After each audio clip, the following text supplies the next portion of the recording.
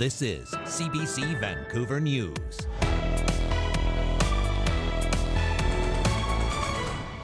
One year later, we haven't been able to start rebuilding, so yeah, very challenging. Every time you sort of think you've got all the boxes checked, something else happens, and it's just the process that has to happen. a look at the recovery and the slow rebuild of those who lost their homes in the West Kelowna wildfire. Plus, we don't know how baby passed. We need answers. As questions mount about the death of an infant in government care, the family holds a ceremony to honor his life. Also, if it had happened the day before on the 10th, Williams Lake Hospital was closed, the emergency. A senior collapses in pain, waits an hour for an ambulance, then was told there are none. I think it just exemplifies how big of a problem we've got on the big picture of healthcare. Hello, I'm Tanya Fletcher. Thanks for joining us. 1 year ago, flames roared across the mountain, thousands fled, and hundreds of structures burned. Those residents are still dealing with the destruction left behind by the West Kelowna wildfire. And as Brady Strachan reports, many are still waiting to even start rebuilding. We have 100% loss of every single tree on our property. Jesse Zeman's property and the landscape around it are forever changed. The steep hillsides just outside of West Kelowna are dotted with blackened trees that jut out of the earth like burnt matchsticks. We come out here sometimes and play soccer in the yard and hang out and walk around, and yeah, it's not easy. Although the sky is filled with storm clouds today, 1 year ago it was thick gray smoke. Fueled by strong winds and extreme heat, the McDougall Creek fire became an unstoppable force of destruction, torching nearly 200 properties as residents watched in horror from a distance. It looked like the fire had crested the hill and was coming down the mountain behind us, and we figured around 6 o'clock or 6:30 is when our house burned down. The past year has been a trying one for Zeman and many others who lost their homes. While the rebuild has started for some, many more are still waiting in limbo. Our insurance process has been extremely challenging. We have some neighbors that, have been able to get back to rebuilding really quickly, and then we have some neighbors that have really struggled dealing with their insurance company, and I guess we're one of them because we haven't been able to start rebuilding. So, yeah, very challenging for sure. Anique DeGoyer also lost her home. Well, it is a bit surreal that it's been a year. It doesn't seem like it that long, and then in some respects it seems like a lot longer. Not far away, this bare lot is where Anique's house once stood. This spring, we visited the lot owned by Anique and her husband, Rob. He's a firefighter who spent weeks fighting the blaze last summer. We're standing right about where we stored our kayaks that we'd built from scratch, 15 years ago. On this anniversary, there's still not much sign of progress for their rebuild. There are so many steps, and yeah, we didn't know anything about that as well at the beginning, but every time you sort of think you've got all the boxes checked, something else happens, and it's just the process that has to happen, but it is, it's a lot more than we thought. Despite the slow pace of progress here, Jesse Zeman hopes we are at a turning point for how we approach fires in BC. Jasper was a wake-up call, Lytton was a wake-up call, Kelowna 20 years ago was a wake-up call, and we have to invest in prevention and mitigation. He hopes the hard lessons learned here in West Kelowna, really none of us are safe from wildfire, won't be easily forgotten. Brady Strachan, CBC News, West Kelowna. Questions are growing about the circumstances surrounding the death of an Indigenous infant in Surrey. Baby Valentino had been placed in a home by the provincial government and wound up dying there earlier this month. Karen Larson has more on a ceremony held today by the family to honor him. An eagle feather brushing ceremony on a front lawn to comfort the bereaved parents of baby Valentino. This Surrey home is where their infant son was placed by the Ministry of Children and Family Development, and where the 6-week-old tragically and mysteriously fell into medical distress on August 6th, dying later in hospital. We're not doing good. The mother and father did not want to be interviewed, but asked their doula speak on their behalf. We wanted to do something to bring us together, to heal us, not only heal us, but to come back to the home where baby was last living, so we could make sure that we bless this home, bless us, and heal us all as one. The ministry effectively took custody of the baby only weeks after his birth. This after police sent to the family home to conduct a wellness check allege they found drugs. It's a claim the parents deny. An advocate for the parents say there are more questions than answers about how an Indigenous mother came to have her healthy baby forced into government care, and about the oversight, or lack of, that preceded his death. So the other part of it that's a bit of a problem is that the mother wasn't contacted when the child was found non-responsive. The mother wasn't contacted when the child was taken to the hospital. The mother was contacted after the child was deceased. The ministry wouldn't comment on the case, citing privacy concerns. None of us have answers. We don't know how baby passed. We need answers. The Surrey RCMP Serious Crime Unit, BC Coroner Service, and Ministry are all investigating the baby's death.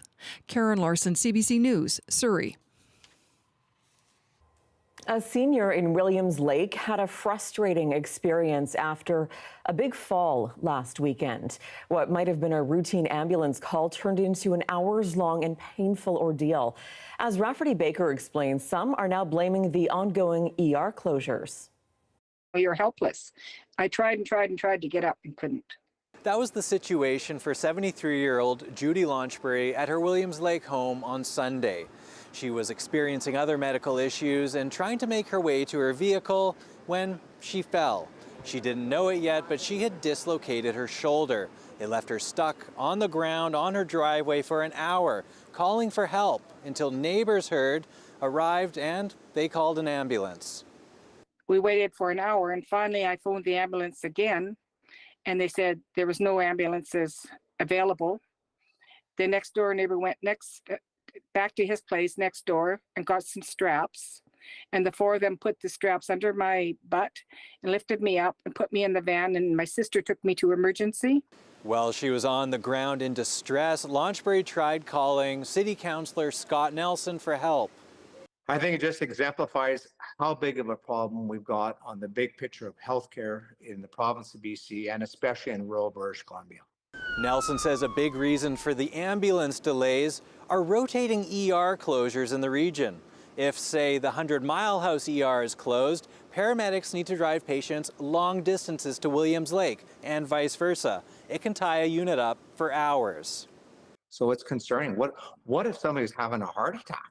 Nelson said there were 10 days of ER closure in Williams Lake in July alone. In fact, the day before Launchbury's fall, the ER at Caribou Memorial Hospital was closed.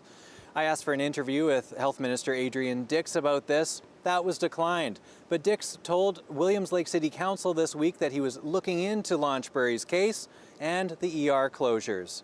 Rafferty Baker, CBC News, Vancouver. Victoria's mayor is publicly criticizing BC's premier for publicly criticizing the suspension of a city firefighter. That firefighter had openly asked David Eby not to allow a homeless drop-in center to open downtown. As Katie DeRosa reports, it's not the only safety concern raised by first responders. I will say that I am extremely disappointed that any provincial premier would feel it appropriate or necessary to make a comment on what is clearly an operational personnel matter of a local government. Victoria's mayor is scolding Premier David Eby for weighing in on the discipline handed down to a Victoria firefighter.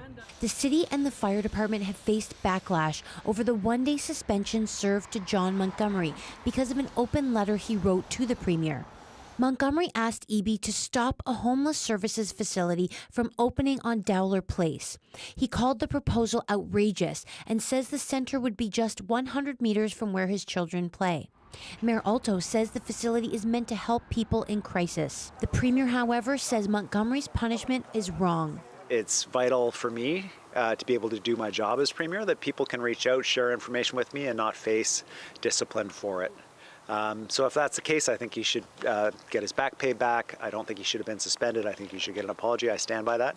The Victoria Firefighters Union confirms Montgomery was suspended because of his letter, but it's unclear which code of conduct violation he is accused of. Alto says public employees have a right to express themselves, but she also backs the fire chief's decision. Everyone has the capacity to express an opinion, but I think that opinion has to be informed by fact. Alto insists she had no role in Montgomery's suspension, despite allegations from BC Conservative candidate Tim Thielman that the order came from her office. Thielman would not share evidence to support this claim. He argued Montgomery's suspension will have a chilling effect on first responders who want to speak out. Do we want to live in a province where you can't write your premier without fear of getting disciplined? Furman Windles runs a stamp business next to the proposed homeless center. He praises Montgomery for raising issues that others in the neighborhood are concerned about. I mean, everyone will hope that it will open up and be a very cleanly run operation. But the reality is we've seen where these social services have deteriorated. First responders have raised concerns about safety in Victoria's downtown core after a paramedic was attacked in mid-July while responding to a medical call on Pandora Avenue. Victoria Police say they've put in a safety plan to increase foot patrols and remove some encampments. Katie DeRosa, CBC News, Victoria. Ontario's top court has upheld the sexual assault conviction of BC-born musician Jacob Hogard. He's the former frontman of rock band Headley and was challenging his conviction. But the court tossed his appeal, finding no substantial wrongdoing or miscarriage of justice at the 2022 trial. Hogard was found guilty of sexual assault causing bodily harm against an Ottawa woman and sentenced to 5 years in prison. His lawyers had argued the trial judge made several errors linked to evidence from a clinical psychologist. To Coquitlam, an injured bear known to roam the neighborhood has been put down. RCMP say people had been feeding it for several days beforehand. This is the bear. It was surrounded by a large crowd around Kingston Street and Galloway Avenue when officials arrived last Wednesday. Police say locals had been feeding it watermelon and other food for 3 days.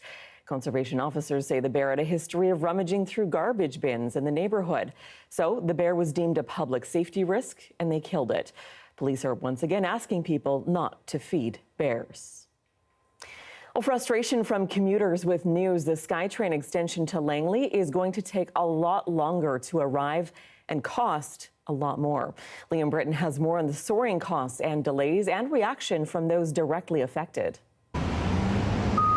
Call them signs of the times. Here along Fraser Highway, the future sites of new SkyTrain stations on the 16-kilometer expansion from Surrey to Langley.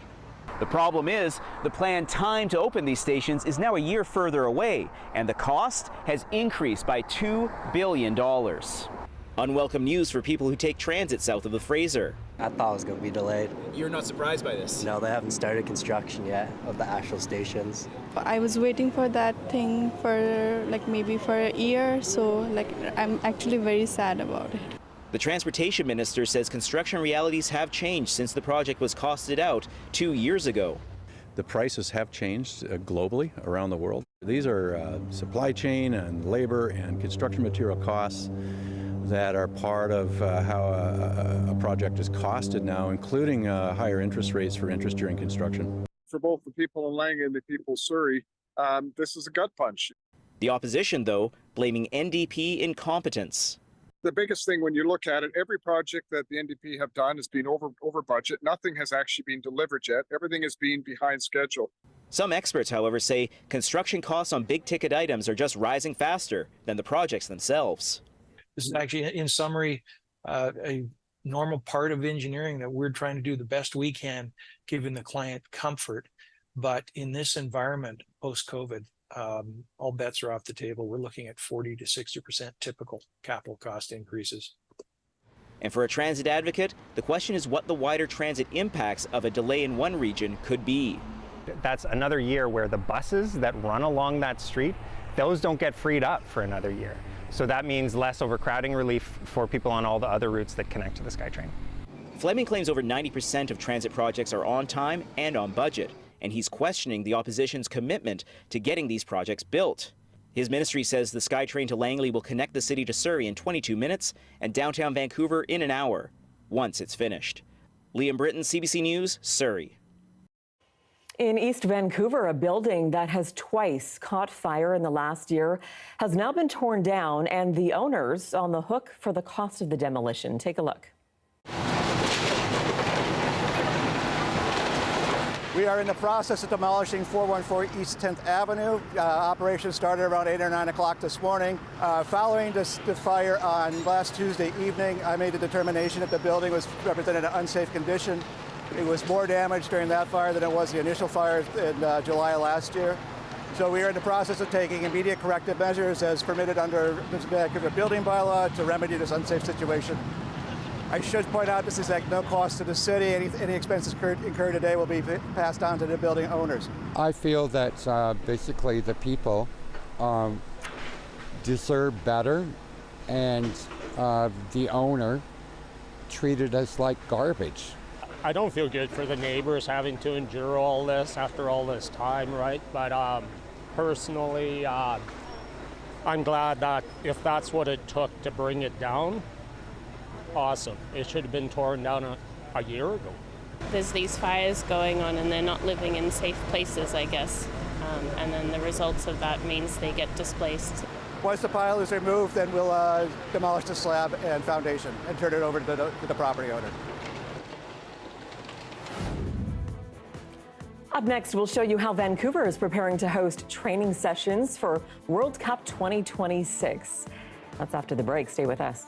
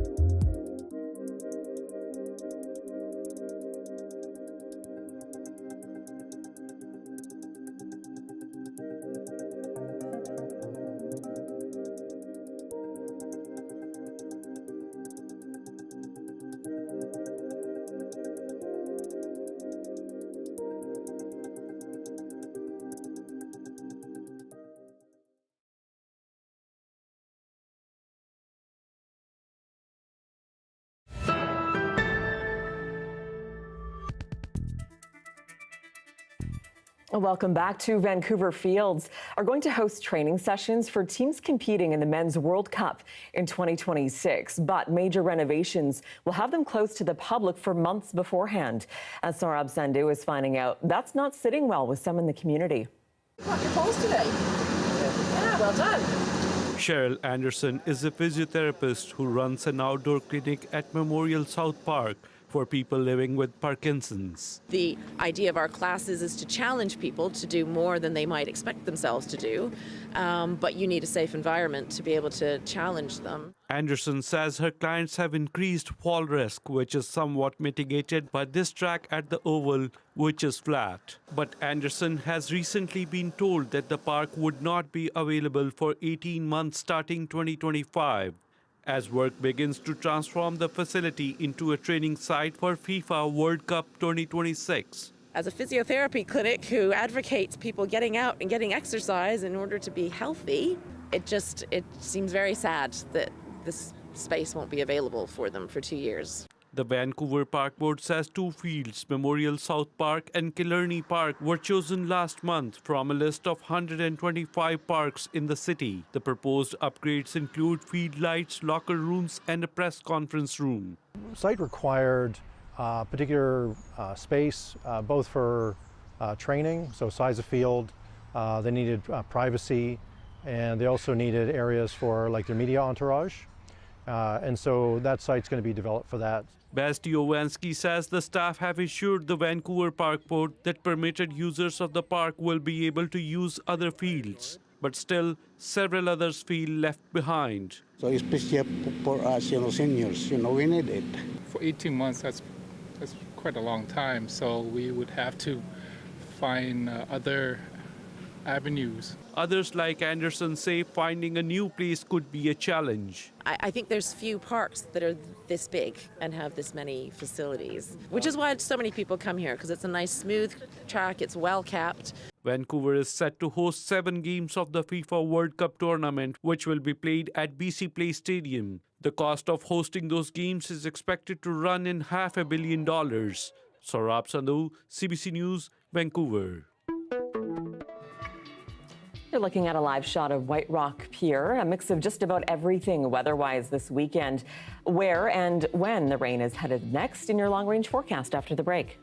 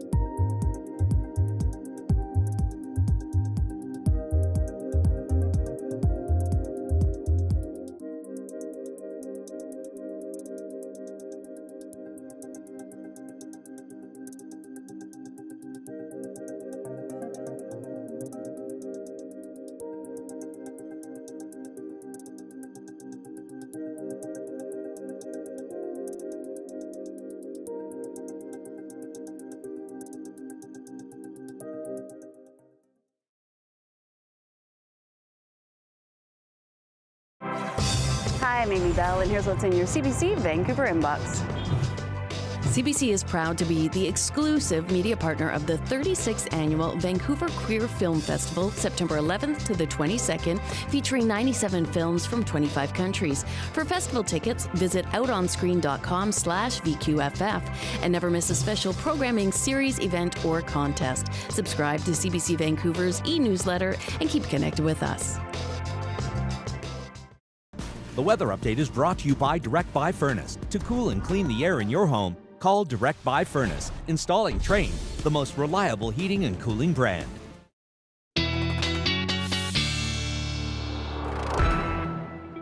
And Darius Madavi is here with a look at the forecast. Darius, it looks like exactly what we've been hoping for, some rain in all the right places. Yes, exactly what we've been hoping for in all respects. Plenty of rain and widespread over a long period of time. I just grabbed a 12-hour period from earlier today to show how widespread that rain was. We did have some severe thunderstorm watches in place, and we did see some lightning, especially later in the day. But for the most part, the story is the rain, and it is a good story. Just take a look at our fire danger rating and how much it has come down, particularly into the southeast, where we've seen a lot of that rain. Tomorrow, expect this to stay fairly similar. I think this was mostly in anticipation of the rain. So if anything, we may see an area even over here come down a little bit more. But generally, this should be fairly similar tomorrow. And as we get a sunnier weekend ahead, it may start to change again. But for now, we can just enjoy it. Now, in terms of a smoke forecast, most of the province actually doesn't look too bad over the next 48 hours or so, especially towards the end of the weekend as most of that smoke clears out, staying confined to just a few spots around where those fires are actually burning. So